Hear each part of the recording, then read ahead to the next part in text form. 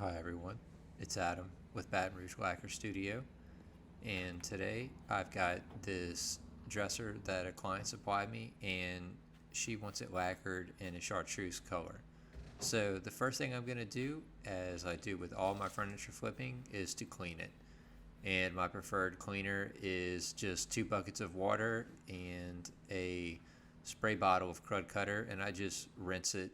I just put the crud cutter on, rinse it, and that's it. And for masking the drawers, I'm just using some, I think, 12-inch paper with a hand masker, and I just put two pieces, and then I tape the the ends together to keep it closed on the box.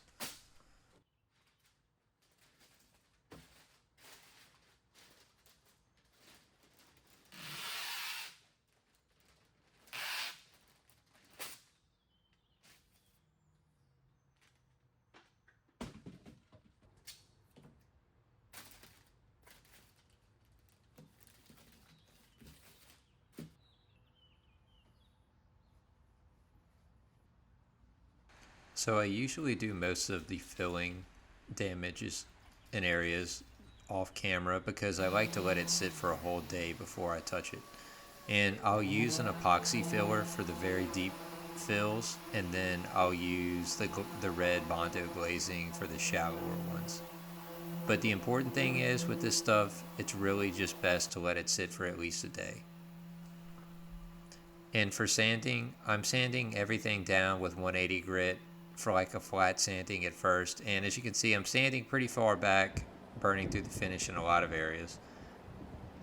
So this is the primer that I'm going to use before I lacquer. It's a water-based primer, and I'm going to talk more about it in a minute. But for now, I'm just mixing it and I'm letting the catalyst sit for a minute.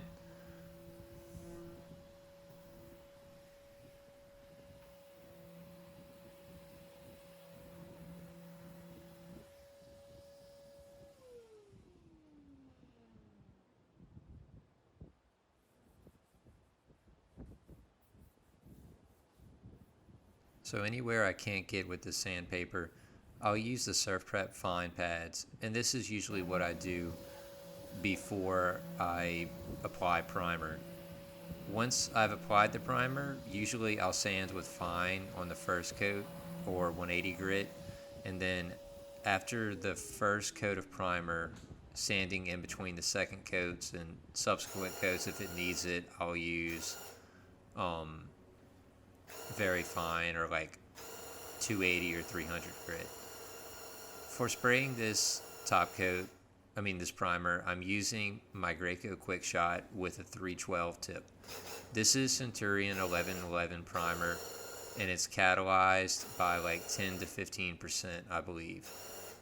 It's a water-based primer. It's a universal primer, meaning that it can be used underneath solvent or water-based top coats. And I find that using a 312 tip with an airless gives you a really good finish.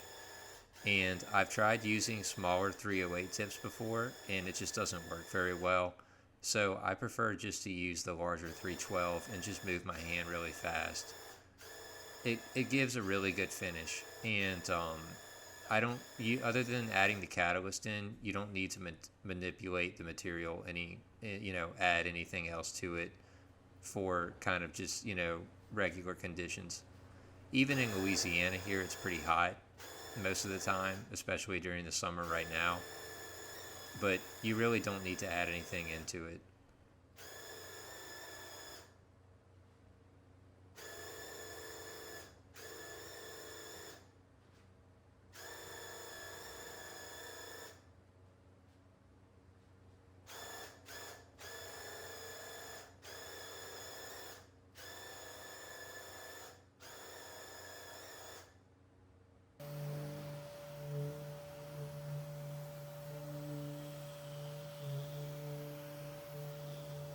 Sanding the primer down now. I'll do one more coat of primer if I can get away with it. Usually I just try to do two. And, I sand the first one back as far back as it needs to go to get flat and to fix all the problem areas. On the second coat, you really want to have everything covered up. And With this primer, I found that you might see the stains a little bit, especially on the first coat, but usually I wouldn't worry about that too much. I would just go ahead and sand it like you would, even if you're kind of worried that you're uncovering the stain. And then in the subsequent coats, typically after I've waited at least a few hours, when I spray the second catalyzed coat, it will not allow the stains to show through as much. Now, what I have learned about this primer is that if I'm going to have a spot where I have a failure, meaning where the primer did not stick to the piece that I'm trying to lacquer or paint, usually what happens is that I will kind of scratch the stained area with my fingernail, and if I notice that the primer just lifts up immediately after it's already been a sufficient amount of time for it to dry, that usually means that you're going to have a problem with water base. So, and that really applies to any kind of water-based primer. If that is the case, I would just go ahead and scratch, kind of remove the rest of the area and then clean it and then reprime it. Right now I'm mixing the lacquer. So the lacquer is a chartreuse color, and I thin it by 25%. I use 50% retarder in that mix and 50% lacquer thinner.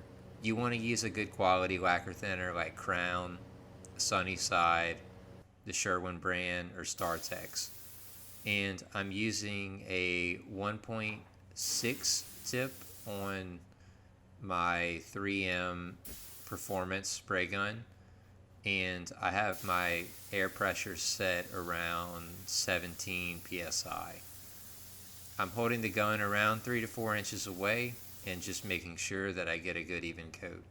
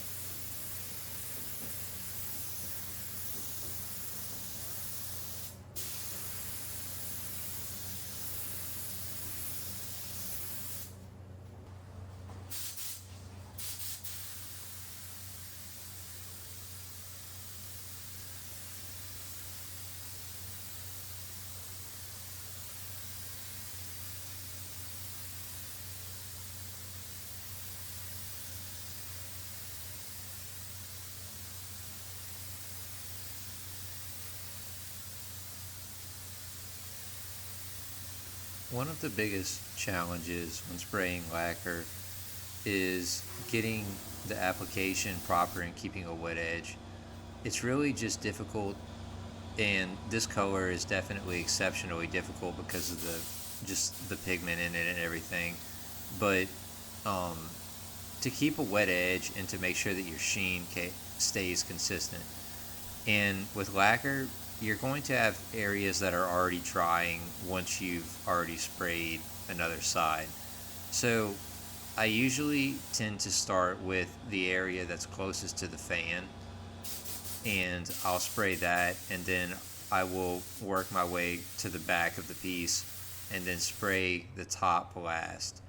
And the top in this case is usually determined by the piece that needs the least amount of lacquer. That's kind of how I determine what piece I'm going to spray laying down on something like this. If you were trying to paint or to lacquer something like this with the bottom just sitting like it would normally sit on its legs, it would be very difficult, and you'd have a lot of dry spray. So here I'm sanding in between coats, and I'm using Surf Prep Super Fine. You want to wait until your lacquer kind of doesn't really gum up, but it sands more like a powder. It's never going to be completely like sanding primer, but you want to wait until it's not really gumming up your sandpaper a lot. And the other thing is that it's really important to use a wet rag or something like that and clean the piece after sanding in between coats of lacquer to make sure you don't have any little gumballs or pieces stuck from sanding the lacquer on there that'll show up in your finish whenever you spray the next coat.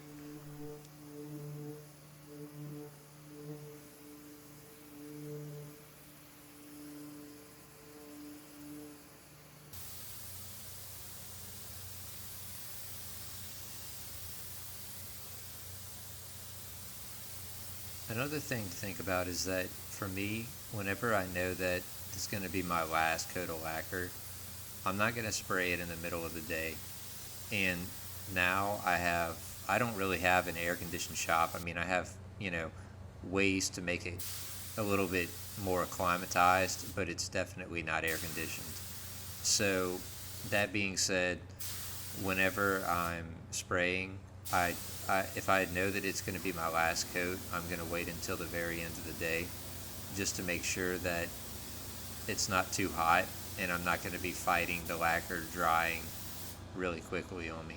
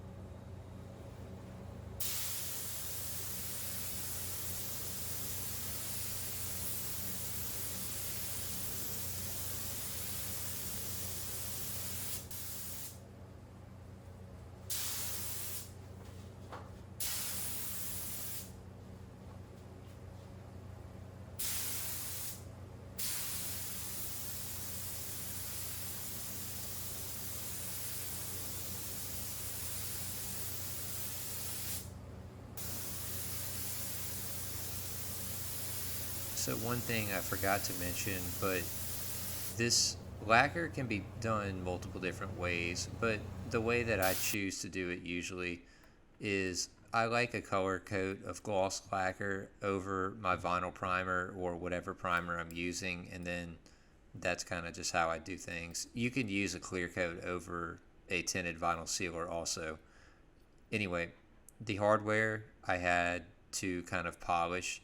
So I don't have it in this video for some reason. I thought that I had gotten some footage of that, but I just used Barkeeper's Friend.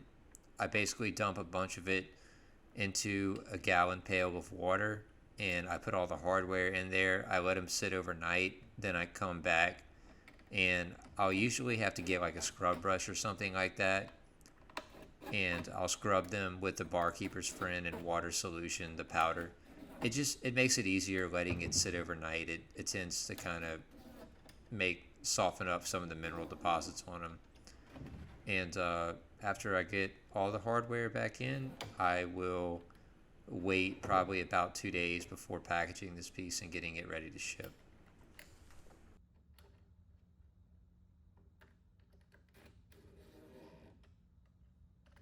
So here we are, the Chartreuse lacquered dresser, and I've never done this color before, but I think it came out really good and the customer was happy with it. So really, that's the important thing, and I thought that this was definitely one of my better pieces. Thanks for watching. Please subscribe if you want to see more content like this.